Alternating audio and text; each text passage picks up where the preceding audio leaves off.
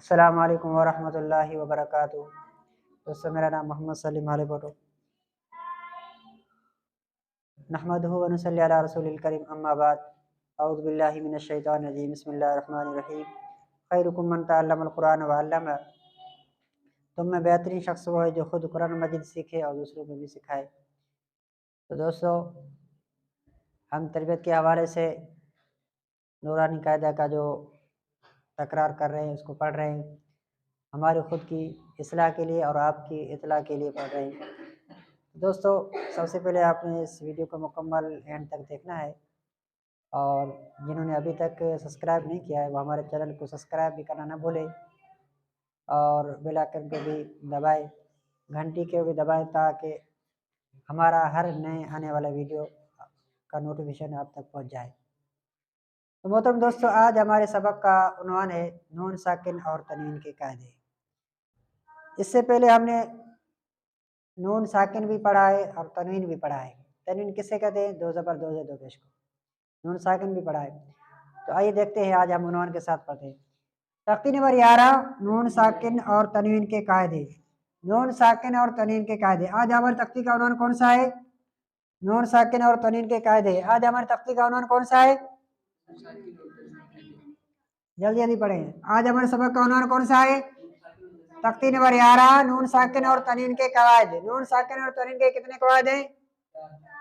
4۔ Number ایک اظہار۔ Number 1 اظہار۔ نمبر 2 ادغام۔ نمبر 3 اقلاب۔ نمبر 4 اخفاء۔ نون ساکن اور تنوین کے کتنے قاعدے ہیں؟ 4 ہیں۔ نمبر 1 اظہار، نمبر 2 ادغام، نمبر 3 اقلاب، نمبر 4 اخفاء۔ اس کا عنوان کیا ہے؟ نون ساکن اور تنوین۔ نون ساکن کس کو بولتے ہیں؟ یہ ہے نون ساکن۔ تنوین 2 زبر 2 زیر 2 پیش کو۔ نون ساکن اور تنوین، 2 زبر 2 زیر 2 پیش کو کیا کہتے ہیں؟ تنوین۔ نون کے اوپر جزم ہو تو اس کو کیا کہتے ہیں؟ نون ساکن۔ جس حرف پر جزم ہو اس حرف کو کیا کہتے ہیں؟ ساکن حرف۔ جزم والے حرف کو ساکن حرف کہتے ہیں، اور 2 زبر 2 زیر 2 پیش کو تنوین کہتے ہیں۔ تو نون ساکن اور تنوین کے بعد جو کوئی بھی حرف آئے گا تو وہاں پر قواعد کون سا بنے گا، یہ ہم پڑھیں گے۔ سب سے پہلے نون ساکن تنوین کے قاعدے 4 ہیں۔ کتنے ہیں؟ 4۔ نمبر 1 اظہار، نمبر 2 ادغام، نمبر 3 اقلاب، نمبر 4 اخفاء۔ آج ہمارا سبق ہے نون ساکن تنوین کے 4 قاعدوں میں سے نمبر 1 اظہار کا۔ کون سا؟ اظہار پڑھیں گے۔ اظہار کی معنی ہے ظاہر کرنا، ظاہر کر کے پڑھنا۔ اظہار کی معنی کیا ہے؟ ظاہر کر کے پڑھنا، ظاہر کرنا۔ اظہار کی معنی کیا ہے؟ ظاہر کرنا۔ اظہار کی کیا معنی ہے؟ ظاہر کرنا، یہ معنی ہے۔ اب اظہار کی پہچان کیا ہے؟ اظہار کی پہچان یہ ہے کہ نون ساکن اور تنوین کے بعد، نون ساکن اور تنوین کے بعد حروف ہلکی کے حمزہ ہا، عین ہا، غین خا، حمزہ ہا عین ہا غین خا، ان 4 حروفوں میں سے کوئی بھی حرف آئے گا تو اس نون ساکن اور تنوین پر غنہ نہیں ہوگا۔ ان کا نام ہے اظہار حلقی۔ کیا نام ہے؟ اس کا نام کیا ہوگا؟ اظہار حلقی ہو گیا۔ یہ حروف حلقی جو ہم نے پڑھے ہیں پہلی تختی کے اندر، حمزہ ہا عین ہا غین خا، ان 4 حروفوں میں سے کوئی بھی ایک حرف آئے گا تو وہاں پر غنہ نہیں ہوگا، وہاں پر کیا قانون ہوگا؟ اظہار کا۔ اب اظہار کی مثالیں،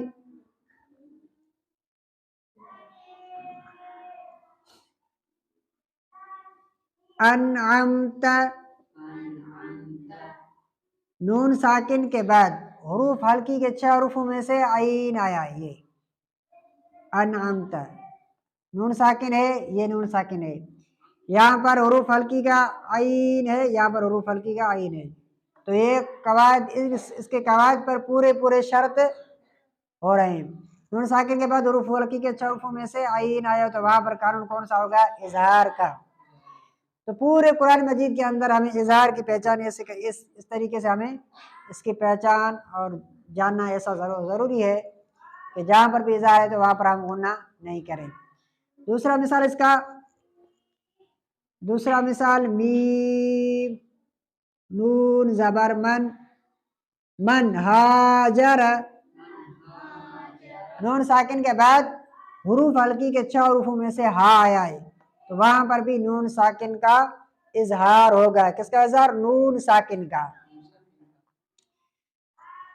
اسی طریقے سے ایک اور حرف لکھ لیں آپ، یہ نون ساکن کا مثال ہو گیا۔ آپ تنوین کو دیکھو، فریقن، فریقن ہدا،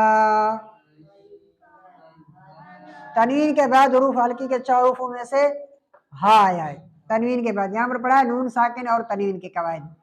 تنوین کے بعد 2 زبر کی تنوین ہے، اگر یہاں پر کوئی پوچھے کہ تنوین پر کون سا قواعد ہے تو یہاں پر ہمیں بتانا ہے کہ یہاں پر اظہار کا ہے، کیونکہ تنوین کے بعد حروف ہلکی کے 4 حروفوں میں سے ہا آیا ہے تو یہاں پر اس کا، یہاں پر جو قانون ہوگا وہ ہوگا اظہار حلقی کا۔ کیا ہوگا؟ اظہار کے معنی کیا ہے؟ ظاہر کر کے پڑھنا۔ اسی طریقے سے ایک اور مثال آپ لکھ لیجئے، نارن حامیۃ، تنوین کے بعد حروف ہلکی کے 4 حروفوں میں سے کون سا حرف آیا ہے؟ ہا آیا ہے۔ آئی بات سمجھ میں؟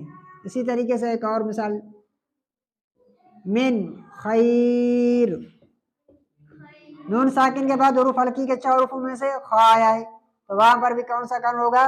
اظہار حلقی کا۔ یہ ہے اظہار کی تعریف۔ اظہار کی تعریف کیسے ہے؟ اس کی پہچان کیا ہے؟ نون ساکن اور تنوین کے بعد حروف ہلکی کے 6 حروفوں میں سے کوئی بھی حرف آیا جائے گا تو وہاں پر کون سا قانون ہوگا؟ اظہار حلقی کا۔ کون سا قانون ہوگا؟ اظہار حلقی کا۔ ان کے مثال ہو گئے، ہم سارے ہم نے مثال ان کی پڑھ لیے۔ نون ساکن اور تنوین کے بعد حروف ہلکی کے 4 حروف میں سے، مثال تنوین کے بعد یا نون ساکن، اگر تنوین آیا اس کے بعد ہا ہے تو وہاں پر بھی قانون اظہار ہے۔ نون ساکن ہے اس کے بعد خا ہے یا ہا ہے، ان 6 حروف میں سے کوئی بھی حرف آ جائے تو وہاں پر بھی اظہار حلقی ہوگا۔ اس کے مثال بقیہ مثال جو ہے وہ قرآن مجید میں بھی آپ دیکھ سکتے ہیں، اور وہاں پر جو قاعدے کے اندر بھی ہیں، پورے قرآن مجید کے اندر اظہار کی تعریف ایسے ہوتی ہے۔ اس کے بعد یہ ہو گئی اظہار کی تعریف۔ اس کے بعد ہے نون ساکن اور تنوین کے 4 قاعدوں میں سے دوسرا قاعدہ ہے ادغام کا۔ کس کا ہے؟ پہلا قاعدہ ہم نے پڑھ لیا اظہار، اظہار کے معنی ہے ظاہر کر کے پڑھنا، ظاہر کر کے پڑھنا، غنہ وہاں پر نہیں ہوگا، بالکل ظاہر کر کے پڑھیں گے۔ من ہاجر انعمت فریقا ہدا کل، اس طریقے سے تنوین لام پیش، کل آمن، کیوں غنہ نہیں ہوگا؟ وہاں پر قانون کون سا ہے؟ اظہار، اس لیے غنہ نہیں ہوتا۔ تنوین کے بعد حروف ہلکی کے 4 حروفوں میں سے کون سا ہے؟ حمزہ ہے، اس لیے وہاں پر غنہ نہیں ہوگا۔ تو یہ اظہار کی تعریف آج مکمل ہو گئی۔ اس کے بعد ہے ادغام، اقلاب، اخفا۔ ادغام کے معنی ایک حرف کو دوسرے حرف کے ساتھ ملانا۔ تو آج ہمارا سبق یہیں تک ہم اختتام کرتے ہیں کیونکہ ویڈیو لمبا ہو جائے گا۔ تو نون ساکن تنوین کے قواعد میں سے اظہار کی تعریف یاد ہوگی ہمیں، اور اس کے بعد انشاءاللہ ہم کل ادغام کی تعریف پڑھیں گے۔ اللہ تعالی ہم سب کو اس پر صحیح پڑھنے اور اس پر عمل کرنے کی توفیق عطا فرمائے۔ تمام مسلمانوں کو قرآن مجید کی جو تجوید ہے، لغت ہے، اس کو صحیح سمجھنے اور اس پر پڑھنے کی توفیق عطا فرمائے۔ السلام علیکم ورحمۃ اللہ وبرکاتہ۔